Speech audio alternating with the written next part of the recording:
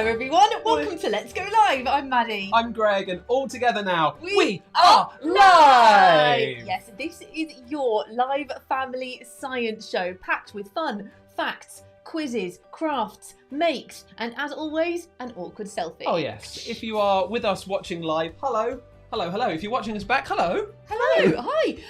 We know that lots of you will be watching this show back a little later, perhaps more later than usual, because loads of you have gone back to school in England. Yes. We hope you had a brilliant first day back yesterday. Yeah, we know that lots of schools are back in Scotland now. Yeah. I think some schools are back in Wales, but next week is most of primary. It's all different, but it means that we may have a lot more classrooms watching than normal, which is very exciting. If you are enjoying Let's Go Live with your classroom and your classmates, get your teacher to let us know.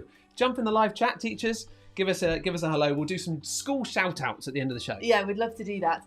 This is an exciting week for us too, because it is British Science Week. Always one of our favourite weeks of the year. And the amazing people at the British Science Association are very kindly supporting our shows this week. So thank you. We have two corkers lined up for you. Oh, we're really excited about them. Really great theme this week as we look into the future. I'm really excited about this. Together, we are going to imagine, we're going to think, what might the world look like? What might it be like in 100 years' time? And we've got lots of makes to kind of help us along as well. We've got a really fun quiz as well today. We do. The grown-ups are going to enjoy as well. So we are going to focus on 4 main areas of the future. Today we're going to tackle 2 of them. Thursday we're going to tackle 2 of them. Today we are looking at cities of the future. Yeah. And tech and fun of the future. Yes, and on Thursday we're going to think about what and how we might be eating in the future, but also how are we going to get around? How are we going to travel? Flying cars? Oh, will flying cars ever be a thing? Maybe we'll find out. But let's start with cities. Yes. What do you think cities will be like in the future? Let's imagine 100 years from now, what do you think cities are going to be like? Please do let us know in the live chat. Yeah, so important thing to say. The great thing about this week is there are no right or wrong answers. No. Because no one knows what the future is definitely going to be like, right? We're just kind of using our knowledge of the now, using science, using tech. No one's got a time machine to go there. We don't, no, but Dave does. What, you mean the Let's Go Live mascot, Dave, has a time machine? Well, yeah, so after 80 plus episodes of Let's Go Live, Dave has pretty much become the smartest bear in all the lands. True. So he made himself a time machine, but it is only big enough for him. Cheeky. Wow. This is impressive. I need to see this. Well, it's just over here. What? Hang on. Yeah, this. You mean just over there? Yeah. The big thing that says time machine? Yeah. Can you believe it? This is incredible. This could be the most groundbreaking scientific invention of all time. I know. I think both past and future. Yeah, he's up for a Nobel Prize. See? Oh, Nobel Prize. All right, move on. Right, okay. So what's the plan? We're just going to pop him in there, send him to the future? Yeah, absolutely. So all we need to do is put him inside his Dave time machine. Yes. Press a few buttons, set it for 100 years from now. Gotcha. 2121. Yeah, because it's 2021 now, so it'd be 2121. Good number. Yeah, and just press the green button and off we go. Well, let's do it. What are we hanging around for? There's no time like the present. Our time-travelling friend. Yeah, all right, cool. All right, let's have a look at him. This is exciting, isn't it? Good luck, Dave. Okay, he's going in. All right. Okay. Wish him luck, everybody at home. Set it for 2121. 2121. 2121. Yeah. Okay. Are we all set? Nearly. He's pressing the red button, giving the orange dial a twizzle. Okay. All right, and yeah, I'm ready to go when you are. All right, Dave, your mission is to go to 21. Find out what the future of cities and the tale will be like. Whoa! Okay, Dave is on his way to the future. He's in the future right now, Maddie. Oh, wow. That was so dramatic. That was very dramatic. Crumbs. This is going to be tricky. This is going to be tricky. Thing is, Dave might have a time machine to go to the actual future. Yeah. We don't. So we're going to have to use our science know-how and our knowledge of the now to predict, to guess, to make educated guesses. All right, so what do we know right now, right, that's going to help our predictions? All right, okay. So we know that the population, so that's the amount of people in the world, is only going to go up. Yes. Okay. So lots of those people might move to cities for work, meaning that cities are going to get even more packed, even busier than they are already. Yes, that's true. So I think, we're going to have to find more space to live in somehow. Yeah, I think we're going to need to get a little bit creative with where people live. I think so. Two good ideas coming up. We also learned in Climate Week, some of you might have watched our climate episodes, that it's likely that the climate is going to be different in the future. Yeah. So cities in the UK might be hotter, and we might have to deal with unpredictable weather events all over the world. So in some places we might see a lot more rain. The temperature might be higher in some places as well. So I think that cities of the future are going to have to be able to handle that. Okay, so we've got population increasing. We've got this hotter, unpredictable weather. Yeah. That might make it harder to grow crops. Very good as well. point. So it might be a good idea if, we've got all those extra mouths we need to feed. Maybe we're going to find ways to grow food closer to home. I actually think that having green spaces in cities is going to be really important in the future as well, because not only does it keep us connected to nature, but being able to grow food locally, actually grow food in cities is brilliant, because that means we don't have to transport food from further away to get to a place where all of these people live. So if you're not transporting your food as much, then you're saving energy. Yeah, exactly. Nice. Okay, all right. So we now have a checklist for a city of the future. It looks like this. 1, it needs to provide homes for more and more people. Lots of people. 2, it needs to have green spaces, right? And we need to be able to grow food locally. Check. Yeah. Okay. And 3, it needs to keep people safe from potentially quite extreme weather. Possibly, yeah. So check. I think those are 3 good things to think about. So those are the 3 things when we're designing a city of the future we need to think about. I've got an idea. Me too. I've got an idea. Do you want to go first? I'm going to go first? Yeah, go on. Okay, all right. What do you think cities will be like in the future? Okay. How about a city of EarthScrapers?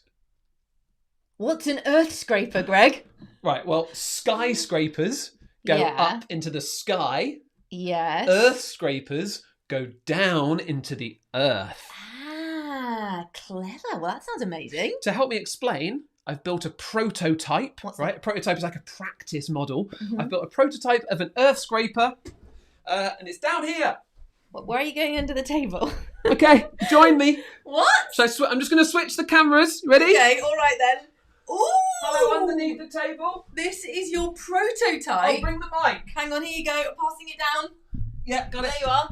Wowee. All right, I'm coming to join you. Hello, everybody. Hi. Okay, hello, so everyone. This is my prototype, my model of a potential EarthScraper, right? It's very cool. Let's dig down into the earth. Okay, all right. So all of this space around here, not actually air. No. All this space around the EarthScraper that we see here as air is actually earth, because we're underneath the ground. Okay, so it's almost like an animal burrow, but like a fancy high-tech one for humans. Yes. You know what? I'm gonna camera operate. Oh, okay, cool. Right, okay. Let's have a look at the design features of the EarthScraper. So first things first, just like a skyscraper, it's got lots of layers, lots of floors. Okay, so maybe you can see this on the camera. We've got all these different floors in here. Here they're built into floors. Oh, yeah, and then if you look down from the top, you can see that on each floor there are buildings, there are green spaces. On this one, can you get a good shot of this one, Mads? I can. There's a lake in that one. Oh, an underground lake. And some trees. Yes. And some buildings in there as well. Okay, so we've got all the different layers like that. Yeah. Pretty happy with that? But if it's underground, isn't it going to just be like dark and stuffy? Ah, well, I couldn't drill any holes in the table, right? I don't want to do that. But I want you to imagine that the top of each of these EarthScrapers is made of glass. Ah, right? okay. So the light from up above comes down into the EarthScraper, and the light can kind of like bounce around. It might be like a gap all the way down through all the floors. So there's beautiful natural light down there in the EarthScrapers. But still, the deeper you go, it is going to get a bit dark. So how are you going to deal with that? LEDs. What do you mean by an LED? Colour changing lights. Why? Electric lights. Why is that? Right? Because you can control them really well, and also you can use them to grow plants as well. This was already a thing that's being done at the moment, growing plants with LEDs rather than sunlight.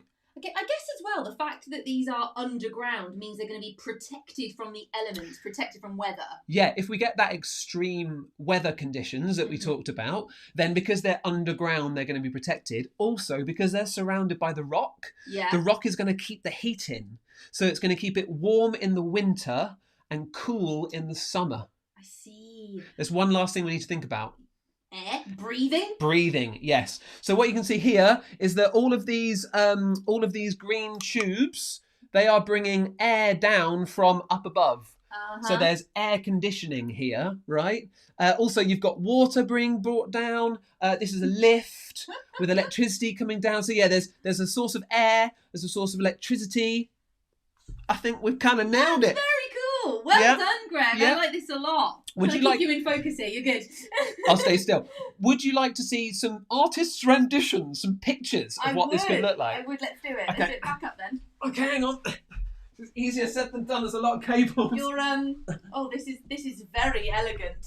Very elegant. There he is. All right, hang on. We switch back to. Beep. How we doing? We're still live. Nothing went wrong. Good. All right. Happy days. So go on then. As much as I love your EarthScraper made out of recycling, it'd be great to see some actual designs from an architect and designers. So here are some designs that an architect has made of what an EarthScraper could look like. Some plans, actual plans for the middle of Mexico City. Look at that. Oh, wow. It's almost like an upside down pyramid, except you wouldn't live upside down if you were under there. It's just the way it's just where the shape is going. Let's zoom in. Right, look, so we've now kind of gone and we're looking down from the top, on top of it. So you can see, well, look, get rid of that. You can see it's kind of glass at the top. And then as you look down, there are all these layers. They've got greenery down there. Maybe they've got some like floating almost buildings. You can see the glass at the top so the light can come through. That is super, super futuristic. How wicked is that? I really like that. I love that. I guess, so, there you go. Yeah, but these are only plans though, aren't they? Yes, they are only plans. They're designs for what we think an EarthScraper could look like. As far as we know, no one started building one of these anywhere in the world yet. But that's the brilliant thing about predicting what the future might look like. You can dream up anything you like. We're just using a bit of science and I guess sort of like ideas about what we know bit now. Of engineering know-how. Yeah, absolutely. And these prototypes, building that was super fun. Yeah. I had a good fun few hours last night building that. He did. So have a go. And what I love about it as well is if you have a look again, it's a real kind of engineering challenge because you're fighting against gravity. It's all pulling it down. Yeah. So it is a bit of fun having a go. I tell you what, if you have a go at making your own EarthScrapers, then please do let us know. You might have made a skyscraper before, but have you made an EarthScraper? Why not get a grown-up to take a photo and send it into our email? It might make it into our show on Thursday. That'd be great. helloletsgolive@gmail.com. Yeah. So that's my future city prediction. I'm going to go down into the earth with an EarthScraper. Yeah. What's your idea? Okay, well, like you, I was thinking, right, we're going to have to get creative with space. As the population grows, as there's more people, we've got to find space. But rather than digging underground, I also thought down, but I thought, how about we go underwater? Yes. Yeah. Super cool. That's wicked. Love it. So more of the Earth's surface, our planet's surface, is covered with water than it is land. So if we're somehow able to find a way to move into the oceans without harming the environment, then we're going to find a lot more space there. So that's why I'm thinking underwater could be a good place to go. Slight issue. Yeah. We can't breathe underwater. No, that's a very good point. We're not sort of, we're not mermaids yet, are we? That would be cool. Yeah. No, so I'm thinking that what we want are some kind of deep sea city that would be inside maybe a glass dome or some kind of sphere. Like this big round shape. Okay. Yeah, absolutely. And go on, I've got some other ideas. I've got so many ideas. You're going to be protected underwater. You would. From the potential, extreme weather above. Yeah. Which is great. Yeah, but then also, because we would be in this controlled space, underwater, I think we could use electricity generated from wind turbines that could be above the waves, and maybe water turbines could generate electricity. Yeah, nice. And then with that, you could sort of control the air, the lighting, the temperature within inside these underwater deep sea cities. Okay. Do we have any artists, architects, sketches? Absolutely. So people have already designed underwater cities. Here's a picture of one now. You can see this. Whoa! Isn't that amazing? That's cool. A little bit like your EarthScraper, actually. You can see how, well, the top of this sphere, this deep sea city, is near the surface of the water. So you're kind of getting that natural light there. Mm-hmm. But also sort of the main living part is in the center, almost like in the core. And then everything is protected by this sphere. That's amazing. Isn't it great? Look, that's great on paper. Do you have a prototype for us? I do. It's actually down by you on your left-hand side. There's a big tank of water. Is that the soon? Okay. Soon. Oh, I want to show you this first. Is it? Yes. Here you go. Love that. So we can actually. Why don't we show you on this camera here? Side cam. Got it. Nice. We're going to just focus in that to make sure you can see it. There you go. So I've actually made my prototype in a dome, my deep sea dome. It's a bowl. But this part here, I thought the central area maybe could be an area for socializing. Maybe this side could be for work, and this side could be where people could live. But then I've also put, you might be able to see, I've put like a greenhouse on the top where we could grow food using some of that natural light. What a great idea. But I think in the future we're going to eat lots more of something you find in the sea, and that's seaweed. You know what? That's a really good idea, because seaweed is great for lots of reasons. Like, one, it grows really quickly. Yes. Right, that's important. And it soaks up lots of carbon dioxide. Yes. So it's actually soaking up those greenhouse gases that we need less of in the atmosphere. So yeah, win-win on seaweed. Yes, so that's why I've given it a little seaweed garden at the top. That's brilliant. So just inside a yogurt pot. I've obviously made this with recycling. It sort of fits snugly inside the bowl, and I've just put everything on one single piece of tape like that. So that's how it's all staying. But we need to test it. I need to make sure this works in water. You can't put that in water. It's going to get wet. Well, or will it? Hopefully, science and some steady hands will be on my side here, because I want to test my prototype city in an actual tank of water. Thank you so much. Oh my goodness. Okay. Okay. All right. I'm going to try and do it. All right. Hang on. Let's see it then. Yeah. Okay. Okay. Okay. Right. Ready? Yep. Gently. Wow. Shaky live hands. So far, so... Maddie, that's amazing. Yay! Oh, look! I just keep my finger there. Okay, just keep it really still. Can you zoom in on it? Yeah. Look how cool that looks. Hang on. That is brilliant. So, why, Greg? Look, it's still dry inside. Why is that happening? Okay, so that is super cool. So when you lowered the bowl into the water, right, there was air already in the bowl. Yeah. So when you pushed it into the water, it got trapped in the bowl by all the water around it kind of pushing up onto it, and it like squashed the air, so that's why it didn't take over that space. And air is less dense than water, so it stays at the top of the bowl. It's more floaty. Perfect. But like, whatever you do, don't tip it. No. That's why you had to put it in very carefully, because as soon as you tip it, then some of that air is going to rush out the side and like bubble up. Yeah. The water's going to take its place. Everything's going to get wet. Right. So that's why my underwater city is still dry. I just need to make sure I keep it very still.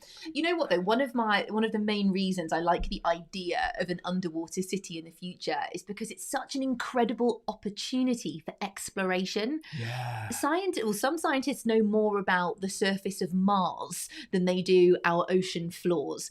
So if we could live in the ocean and amongst the marine life, then, we'd learn more about it. And I think that's super cool. Imagine seeing a squid. Just like, past your bedroom window. Yeah, or being like, I need to pop to the shops, put my scuba diving suit on. I need to go to the seaweed garden, please. That is so cool. While you're there, do we do an awkward selfie? What, here? Or do we do one later on? Okay, no, let's get that out and see how. Let's see how dry it is. Okay, hang on. Okay. This is the moment of truth. Being really careful. Oh my goodness, you can almost see the bubble of air in it. Keep going up. That's amazing. Yes.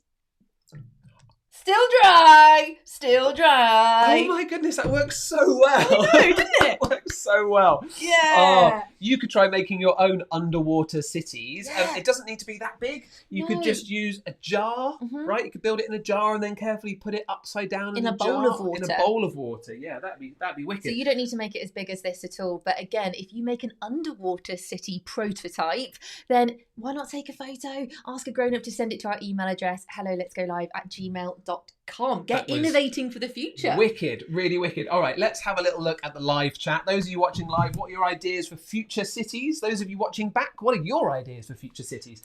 Reese says flying buildings or upside down buildings. Yes, Reese, that's kind of where you're going. Connor says people will be eating lots of new things. Definitely. We're going to look seaweed. at that on, more people will eat seaweed. Thursday's show. Noah says zip lines out of our windows just to quickly get out. Absolutely. Fun. Edward says something really interesting. He thinks that there will be houses made by 3D printers. That is such a good idea. They're considering that for moon bases. Right, because one of the biggest problems with getting materials or building on the moon is getting the materials there in the first place. So what if you can print your building materials on the moon? Brilliant. Edward, Jade says grass roofs, nice. But that's what we're talking about, more greenery too, so that's a great idea. Nagaraj also says moon or Mars for living up there. And Samuel says a submarine house. Hello. Well, we're on the right lines. Well, you know what? I think we've well and truly covered cities of the future. Yeah. What's our next topic? What might we do for fun? What is our entertainment going to be in the future? So, what do you like to do now? What do you like to do for fun? I like to do a lot of exercise. Yeah. I like to travel more than anything. Obviously not at the moment. We both like running. Yeah. And going on adventures. Absolutely. When we're at home, we like listening to music. We like watching movies. Doing escape rooms on the computer sometimes. Yeah, on the computer. We can do now. But yeah, if that's what we like to do for fun now, though, what do you think people will do for fun in the future? Again, let us know in the live chat. I reckon the same sort of thing. Yeah. But I reckon they might even be more connected to technology. It's actually really hard to imagine what technology is going to be like in 100 years' time, even 50 years' time, because technology improves, it develops so quickly. Some of the things that were around when I was growing up, or my parents were growing up, they look kind of almost unrecognisable now. Yeah, vintage. Right? So, no offence. To get an idea of what our tech might look like in the future, let's start by looking at what our tech looked like in the past. Yeah, because that might give us a sense of just how much things could change in the next 100 years. So this has given us an idea for a quiz. Do the quiz dance. You have to do the quiz dance. Which apparently today is some sort of weird march. Can I just say a big thanks to the lovely family that sent me this t-shirt a while back. Perfect. Okay. So this is going to be such a fun quiz. All right. We have 5 rounds in this quiz, and each time we're going to show you 3 bits of technology that have existed in the past. Well, my lifetime, 30-ish years. Okay. It's your job to put these 3 bits of technology into historical order from oldest to newest. Okay, we've got 5 rounds, and our first round is going to be portable games consoles, meaning little games machines that you can pop in your bag or your pocket. So above your head there, Maddie, that's a PlayStation Portable. Yeah, a PSP. This here is a Game Boy. Above my head, Nintendo Switch. So your challenge is, which of these is the oldest? Which of these is the newest? If I told you that I had a Game Boy. There we go. So the the Game Boy, this one here is our oldest. Okay, put that down there. It first came out in 1989. Look at it. You sort of had to put little games in the back of it. Whenever you wanted to play a new game, you would put the game in like a little cassette tape. And it wasn't colour. It was just like almost grey and white, or like brown and white, 8-bit. So like big pixels. Okay, what's next? Well, I know that the Nintendo Switch is something that people buy now, so I think that's the newest one. Yeah. And you know what? It's so different to the Game Boy because you can have tons of different games on it all at once. Yeah. But also it can be a tablet. You can play it, as a game, as a portable games console, or you can put it on a screen. You can play with people all over the world. Yeah. Crazy.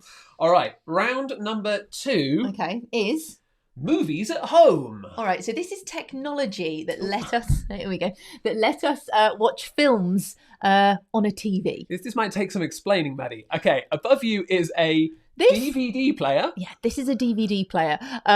Lots of you will know what DVDs are, but imagine a spinning disc. Each disc would have a movie on it. Then you would put that disc into this DVD player machine and it would connect with a wire to your TV. This is a video player or a VHS player. Exactly the same, but rather than a disc, it's on a video. It's on like well, you can see the video strips. just there. That's a video just there. And Netflix actually started by supplying these DVDs.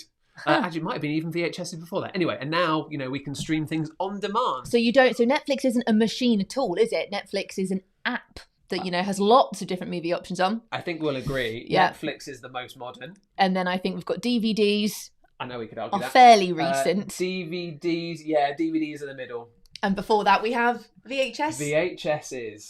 VHSs. Well done if you got that right, everybody. 1977. Let us know how you are doing in the live chat. DVD player 1998. All right, our next round.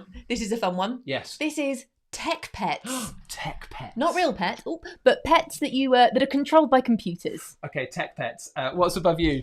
This is a Tamagotchi, which is like a little computer that you would put on your keyring, and it has little buttons. And what would happen? An animal thing would hatch out of an egg, and then you would feed it hamburgers and clear up its poo. Okay, amazing. This in the middle is a for real friend's toy, a dragon that does cool stuff. It's got sensors on it. It makes over 50. It moves. It makes over 50 sounds. It lights up. It has actual steam that comes out of its mouth. That's very cool. And then you've got a Furby on your head. I've got a Furby on my head. Hello, mate. You all right up there? So which of these do you think? I've got a Furby. Yeah. What do you think is the oldest?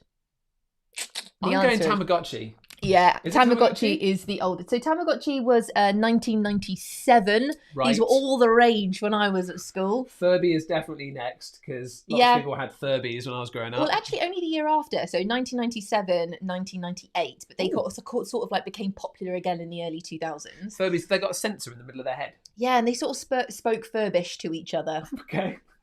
Which puts the dragon as the most modern. Very fancy, high-tech stuff. Okay, this is amazing. Okay, 2 more.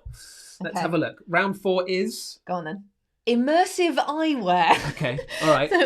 So by this we mean, this is types of glasses you put on to make watching a film or a game feel more immersive. So above you, Maddie, maybe you can stand up and put it on. Oh no, we go the other one. Yeah, that. Okay. That's called Google Cardboard.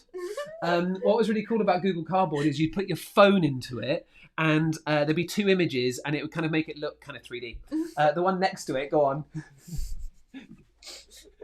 There you go. Those are like 3D glasses that you'd get in the cinema? Yeah, these are very early basic 3D glasses, but you put them on when you're watching a film and it makes it look like things are popping out the screen. Hang on.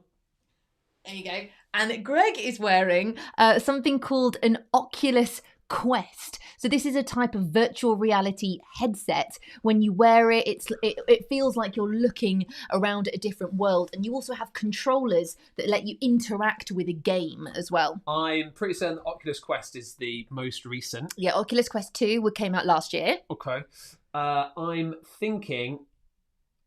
Blue and red was first? Yeah, actually, the first 3D glasses existed all the way back in 1950. Wow. Yeah, but then they became popular in theme parks, where people were wearing them for rides. Yeah. And then they became more sort of standard. The key here is they kind of send... in the movies. It kind of sends a different image to each of your eyes. You put them together and it makes it look 3D. Yeah. And that makes Google Cardboard in the middle. By the way, well done to Lewis, Karen and Matthew, who are doing very well in a quiz. Also to Catherine, Theo and Helena. And to Marta and Samuel. There we go. Lots of people actually, interestingly, were saying that the Google Cardboard was the oldest. But no, it was... Well, no, because you dropped your 1950s fact bomb. There you go. So one last round coming up. Round number 5. Round number 5 is mobile phones. So, which one do you want to talk about first? Okay, what's the one above your head? So this here is called the Motorola Smart Tech. It's a flip phone. Very what about above your head? Above my head. Oh, above my head right now is the Nokia 5110. Yep, it went do-loo-doo-doo-doo-doo-doo-doo, and you can play a game called Snake on it. Play Snake on it. And this is... That's an iPhone 12. So which order do you think this goes in? So, I think we'll agree. The iPhone is the most modern, right? Yeah, that came out last year. Okay, and I'm going for the Motorola StarTAC, or whatever it is. So that must be there. So that must put this Nokia... I can't, it's really hard to interrupt these. Anyone there? Good work. That's working well. Okay, awesome. So, Nokia 51 or 5210, end of the 90s, 1998. Yeah, wow. So this though, the StarTAC was actually the very first ever flip phone, and it's thought that it was inspired by a pocket communicator in the science fiction TV show Star Trek. Very neat. I'm just thinking though, this phone or any modern day smartphone could basically go at the end of all of the orders that we did. 100%. Because if you think about it, we did games, right? You're now playing games on a phone. You can. Movies. You can now watch movies on a phone. Music. You can play with pets and games on a phone. Like basically the phone is all of it. Essentially all of it in one. It's converged. That's pretty cool. Yeah, you don't need all those different machines anymore. You just have one device in your pocket. Yeah. Well done to Helena and Theo. Again, they got it right. Charlotte, Patrick and Kai as well. Well done to you lot. Good job. Thank you for playing along. I wonder, has this quiz given you any inspiration for what you think entertainment in the future will be like? Yeah. Okay. Go on, then. So I love that virtual reality headset. Yeah, the Oculus Quest. Oculus Quest. Yeah. I reckon you'll put goggles on, you'll be like transported to another world. That would be amazing. Can we see a picture of one? Yeah, all right. Do you want to pop one on? Okay. Go on then. That was really good. I'm going to go for one. Okay. We've got to do a selfie here, I think, haven't we? Okay, this is the awkward selfie. Okay, all right. So this is us wearing our virtual reality headsets. If you've never done an awkward selfie before, you grab a phone or anything, or a camera if you've got one, old school, and take a picture with us. Turn the dial. Get ready to expose it. An awkward selfie. Okay, you ready? Here we go. 3, 2, 1. It's the awkward selfie. Hang on. That's there. it. Extra thumbs up for awkwardness. Okay, amazing. The thing is, with our thumbs up like this, they almost look like the controllers. Yeah, that was totally the plan. We love to see where you're watching, who you're watching with. Get in touch at Maddie Mo, at Gregfoot on Twitter and Instagram. Come say hi. Virtual reality. Okay, we've got one last thing that we're really excited to show you. Oh, yeah. The thing is, we're talking about the Oculus Quest here and lots of other virtual reality headsets. So at the moment, you put on this headset and then you have the controllers, and it allows you to explore a world, but also interact with a game. That's the thing. That's immersive, right? That's this word, immersive. And I think in the future, it's going to be even more immersive, right? As well as being able to see places and hear places. Yeah. I reckon we're going to be able to wear special suits to make it feel like we're actually touching different things, right? I think the headset might give us smell and taste. Yeah. To really make it fully immersive. That would be awesome. That would be so cool. This technology kind of exists a bit already. It's called haptic technology. In fact, if you've ever played a computer game with a controller and, you've done something and it shakes, right? Like you've bumped into a wall or whatever, or you're driving a car, then that's haptic technology, making you experience that world. And there are already suits actually that you can buy. They're very expensive, but you can put them on and it will make it feel like you're being touched or prodded in a game. Super cool. But they're nowhere near as advanced as being able to actually feel different textures. Yeah. Or hot or cold. I don't think that virtual experiences will ever truly replace going somewhere. Yeah. But if you think about it, if it gives us that chance to maybe be immersive when we're playing games, right? Or when we're watching sport or playing sport. Or, the thing I'm really excited about, fully immersive learning. That would be amazing. So what's that? You're learning about Mars? You know what? Pop your suit on and your goggles. We're going there. That's what it looks like. It's what it smells like. So we don't have any virtual reality headsets at home, and the sort of haptic suits that we're talking about don't really exist yet. But I did think it would be fun to create a fun, immersive experience for Greg in the kitchen. So I set something up, and here's what happened. Hello, I have just about finished setting up the immersive experience for Greg. Now, before we start, to make it easier for filming, both Greg and I are going to be listening to the story that I've recorded, as well as some sound effects and the music in our ears. But if you try this at home, you could just say the story out loud and play some music through some speakers. I've got all my props ready, including some fans, a water spray bottle, I've got some lemons, plants, a hairdryer, wooden spoon, and the all-important wheelie chair. Last thing I need is Greg, and Greg is going to be blindfolded. This is so he can imagine the pictures whilst I control all of the other senses around him. Okay, last thing you need to know is that this experience is called Flight of the Dragon. Right, I'm gonna get Greg. So come on through. Okay. Just gonna shut the door behind you. This is exciting. Come around this way, please. Arms up, take a step back, please. Stop, let me guide you. That's it, take a step back, please. So, as soon as I press play, the experience is going to begin. Are you ready? So ready. Okay. You are about to experience the flight of the dragon. You are standing in the heart of a magical forest. All around you, you can hear the sound of birds, insects, and other magical creatures. But there's only one animal you're looking for. You take a step forward and reach your hands out to the sides and feel the leaves of the luscious plants between your fingers. The magical forest is alive. So alive, a slippery snake slithers over your foot and makes you jump. But then, the plants around you start to shake as an enormous magical beast appears from between the trees.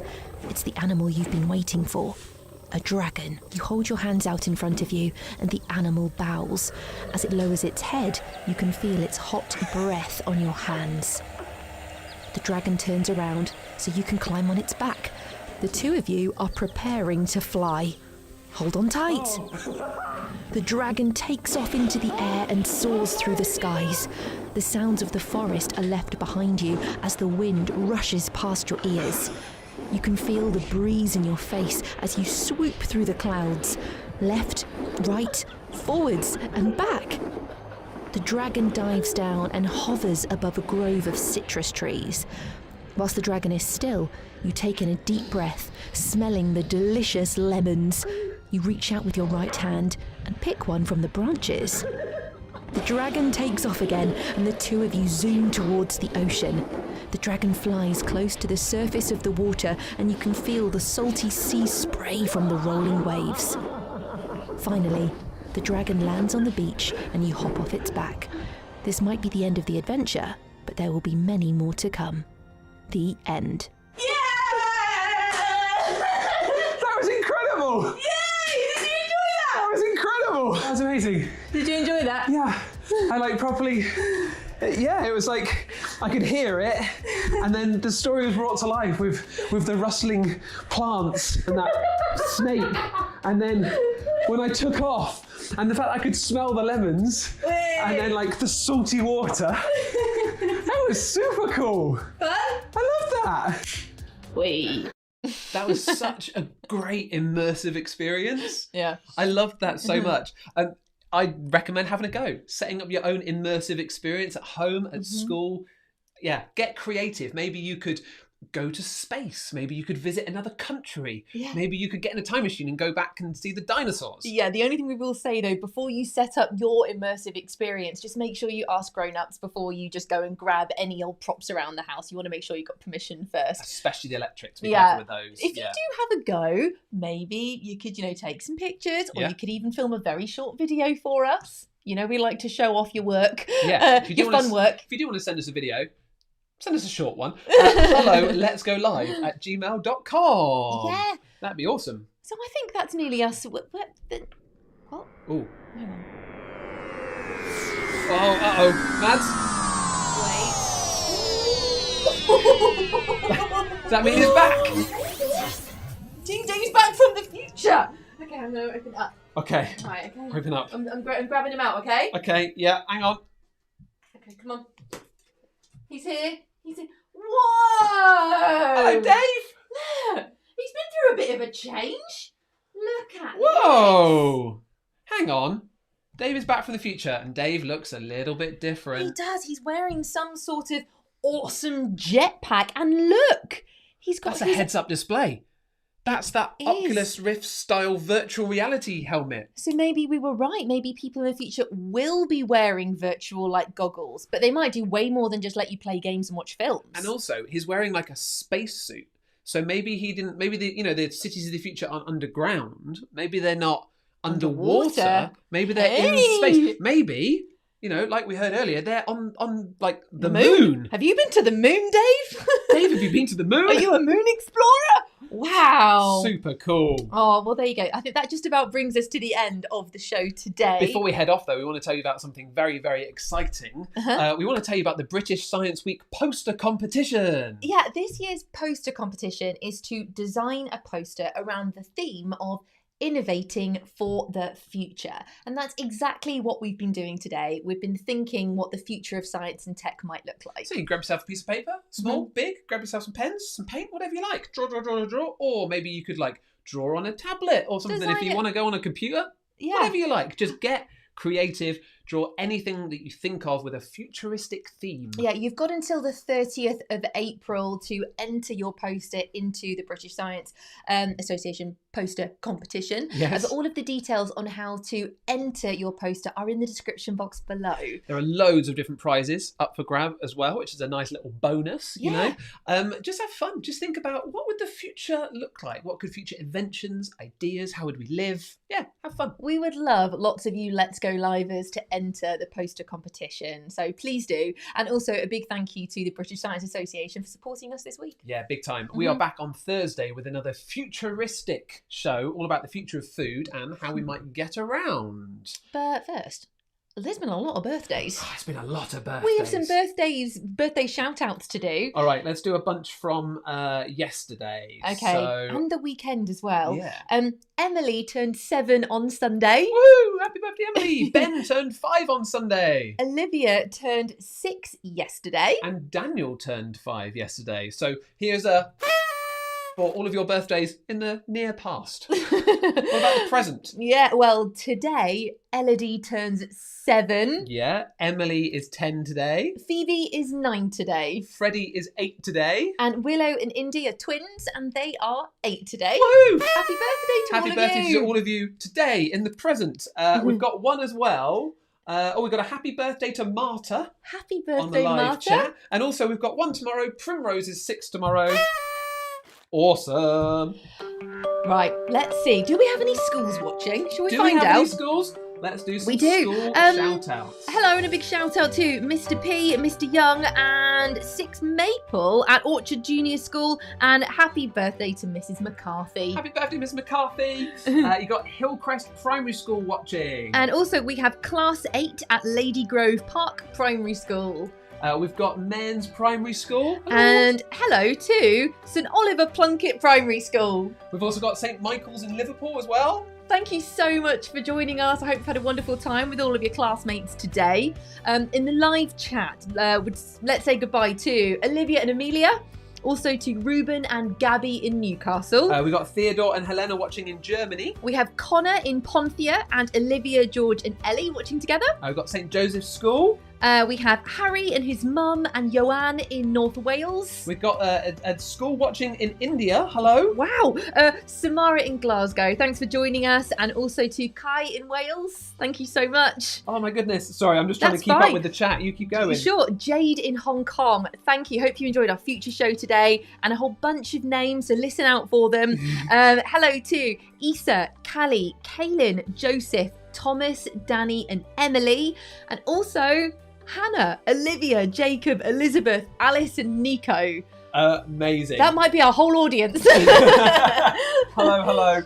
Thank you all so much for watching back as well. Hello to everybody else who we weren't able to say hello to. Remember, our next show is on Thursday, live at 11 o'clock. We will be back to the future. We will be back to the future, talking about the future of food and travel. See you at 11 a.m. But until then, stay curious. Bye! See you!